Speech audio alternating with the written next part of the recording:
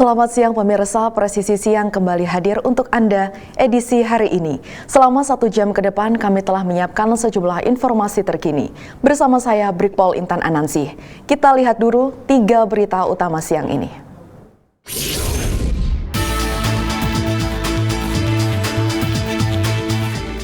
Bareskrim Polri mengungkap kasus TPPU dari penjualan narkotika dan berhasil menyita aset terpidana berinisial HS yang mencapai 221 miliar rupiah.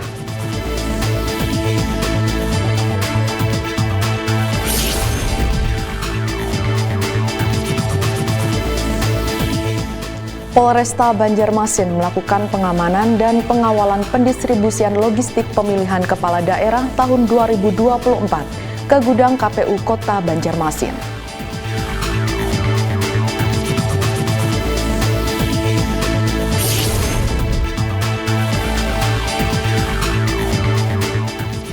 Polres Sika melakukan aksi sosial dengan mendistribusikan 20.000 liter air bersih kepada warga yang terdampak kekeringan di Dusun Watu Huhur, Desa Darat Gunung, Kecamatan Talibura, Provinsi Nusa Tenggara Timur.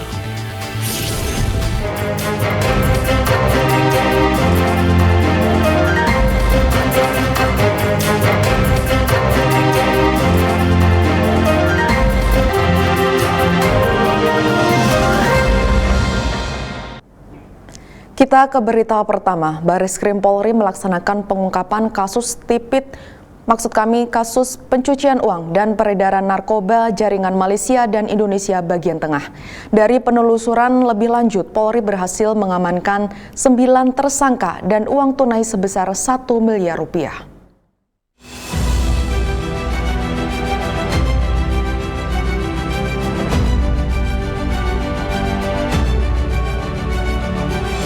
Dilaksanakan di lapangan Bayangkara Mabes Polri, Jakarta Selatan.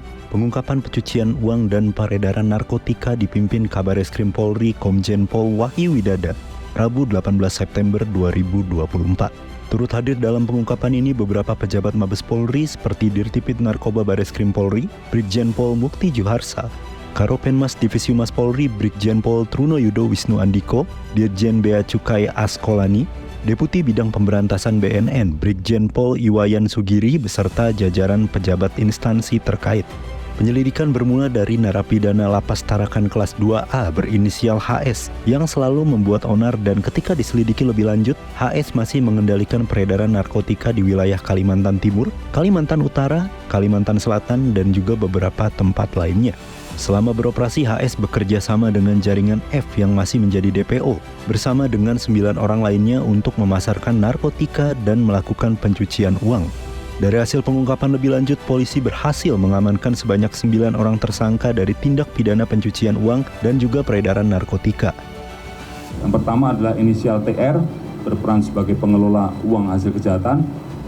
Kemudian inisial MA sama perannya pengelola aset hasil kejahatan. Inisial SJ berperan sebagai pengelola aset hasil kejahatan, CA berperan membantu pencucian uang, AA berperan membantu pencucian uang, NMY berperan membantu pencucian uang, RO dan AY semuanya juga membantu dalam pencucian uang.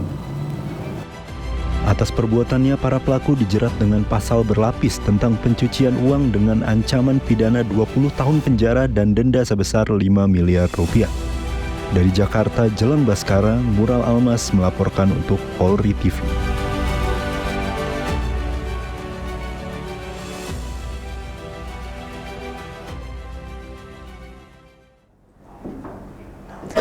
Dalam kasus ini, Direktorat Tindak Pidana Narkoba Bareskrim Polri menyita aset terpidana berinisial HS yang mencapai 221 miliar rupiah. Menurut Kabareskrim Polri, Komjen Pol Wahyu Widada, berdasarkan penyidikan gabungan dengan PPATK, diketahui perputaran uang yang dihasilkan HS dari bisnis haramnya mencapai 2,1 triliun rupiah.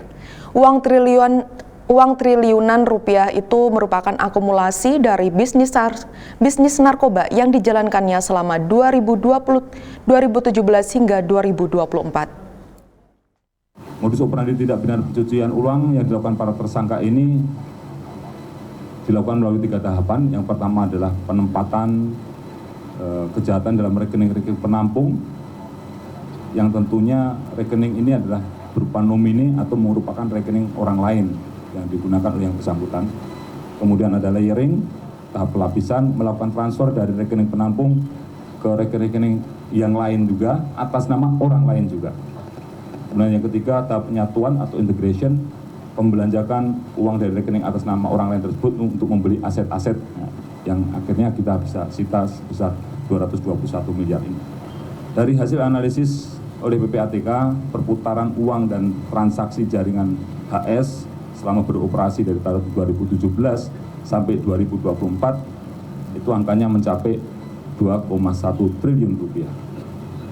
Dan sebagian aset uang yang didapatkan dari hasil penjualan narkoba ini digunakan untuk membeli aset-aset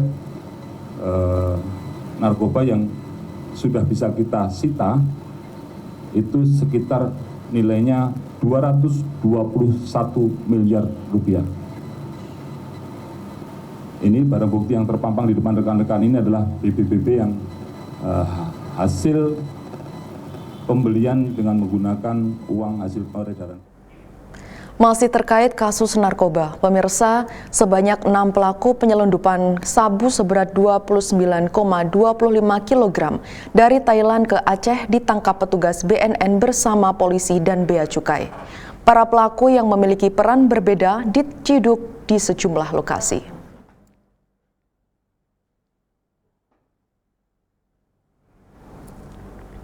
Dalam rilisnya, Kepala BNN RI Komjen Pol Martius Hokum mengungkap penggagalan upaya penyelundupan sabu dari Thailand ke Indonesia melalui jalur perairan Aceh ini berawal dari informasi masyarakat yang menyebut adanya pengiriman narkotika yang dilakukan oleh jaringan Malaysia Indonesia.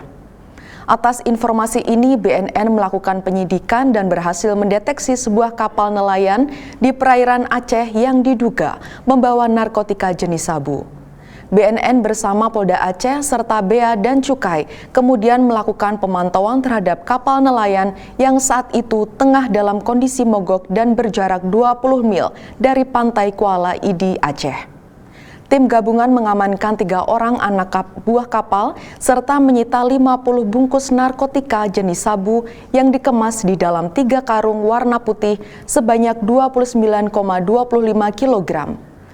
Para tersangka mengaku mendapatkan narkotika jenis sabu dari seseorang berbahasa Thailand di sekitar perairan Pulau Adang, Thailand. Berdasarkan pengembangan yang dilakukan di hari yang sama, tim gabungan berhasil mengamankan 3 orang tersangka lainnya di 2 lokasi berbeda. Dari hasil pengungkapan ini, Komjen Martius menekankan upaya penyelundupan narkotika yang dilakukan oleh jaringan sindikat narkotika internasional membutuhkan kerjasama lintas negara dalam upaya penanggulangannya. Saya mengucapkan terima kasih kepada seluruh elemen yang hari ini mendukung, saling bahu-membahu, Polda, Bea Cukai, Kodam, Kejaksaan Tinggi, Kejaksaan Negeri, siapapun. Inilah suatu konsep kolaborasi yang mana sejak awal saya menjadi Kepala BNN, salah satu strategi saya adalah kolaborasi. Dan yang kedua, saya ingin sampaikan bahwa bukan masalah jumlah, kembali lagi saya sampaikan. Tapi bagaimana kita memutuskan mata rantai dari atas sampai ke bawah. Ada peran masing-masing. Peran yang mengambil dari luar negeri, peran yang menerima dari sini, peran yang menampung, peran yang mensuplai atau mendistribusikan. Ini adalah satu jaringan yang harus kita rontokkan secara bersama. Kita beralih ke kasus lainnya. Maraknya kasus pencurian kendaraan bermotor di Surabaya direspon Satreskrim Polrestabes Surabaya. Dalam kurun waktu 9 sampai 16 September 2024, sebanyak 20 kasus curanmor di wilayah Surabaya diungkap dan berhasil mengamankan 8 tersangka.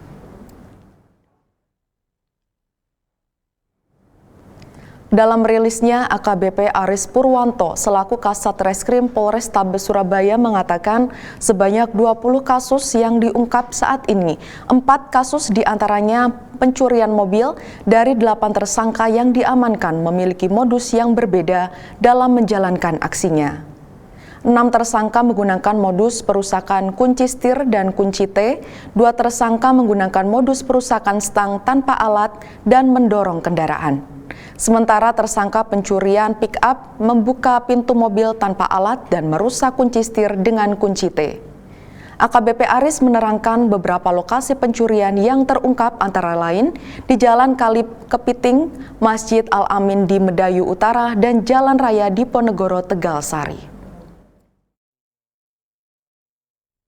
Satreskrim Polrestabes Surabaya akan merilis terkait dengan pengungkapan tindak pidana pencurian kendaraan bermotor dalam periode tanggal 9 sampai dengan 16 September 2024. Jadi di sini Satreskrim, Jatarbas dan Resmob sudah mengamankan 8 orang tersangka dari 20 kasus pencurian kendaraan bermotor. Untuk mencegah maraknya aksi pencurian kendaraan bermotor, Polsek Metro Taman Sari Polres Metro Jakarta Barat melaunching program Gembok Kamtipmas dengan membagikan sedikitnya 80 gembok kepada Ketua RW sekecamatan Taman Sari pada Rabu lalu.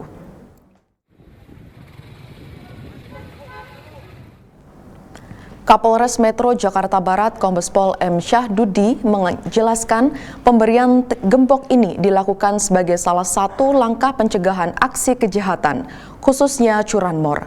Ia menambahkan program ini dilaksanakan sebagai bentuk respon atas keluhan warga yang kerap kehilangan motor di wilayah Taman Sari. Program ini bertujuan untuk menumbuhkan kesadaran masyarakat untuk memasang gembok pengaman melindungi kendaraan mereka dari potensi pencurian. Dalam pelaksanaannya, petugas dari Polsek Metro Taman Sari melalui Babin Kamtipmas akan memasang gembok pada kendaraan yang terparkir di area rawan, terutama di pinggir jalan. Pemilik kendaraan dapat menghubungi petugas melalui nomor yang tertera pada stiker untuk membuka gembok kembali. Selain itu, gembok-gembok ini juga akan dibagikan kepada pengurus di lingkungan setempat. Dalam 3 bulan terakhir sejak uji coba program ini, angka curanmor yang biasanya mencapai 25-26 kasus kini turun menjadi 10-15 kasus per bulan. Dengan menugaskan para Babin Kamtipmas awal-awalnya untuk melakukan patroli di daerah-daerah yang rawan terjadi kasus curanmor. Ketika menemukan ada kendaraan bermotor diparkir sembarangan dan tidak dilakukan penguncian dan juga pengamanan oleh pemiliknya, maka disitulah Babin Kamtipmas melakukan aksi ataupun kegiatan menggembok ataupun mengunci sepeda motor milik masyarakat dengan menggunakan gembok. Dan memang setelah dievaluasi ternyata ada dampaknya gitu. Dalam 1 bulan terakhir angka pencurian kendaraan bermotor mengalami penurunan yang sangat signifikan. Nah, kemudian pada akhirnya mereka para Babin Kamtipmas ini juga mengajak para Babinsa dan juga teman-teman dari Kecamatan Taman Sari untuk melakukan patroli gabungan dan melakukan kegiatan-kegiatan penggembokan kendaraan bermotor milik masyarakat yang mencakup di 8 kelurahan yang ada di Kecamatan Taman Sari. Dan setelah dievaluasi 1 bulan kemudian juga angkanya juga sangat signifikan terjadi penurunan. Nah, sehingga ini menjadi salah satu program yang cukup efektif, cukup baik untuk dicanangkan di seluruh wilayah Kecamatan Taman Sari. Polresta Banjarmasin melakukan pengamanan ketat pendistribusian logistik pemilihan kepala daerah tahun 2024 ke gudang KPU Kota Banjarmasin. Informasi selengkapnya akan kami hadirkan usai jeda berikut ini.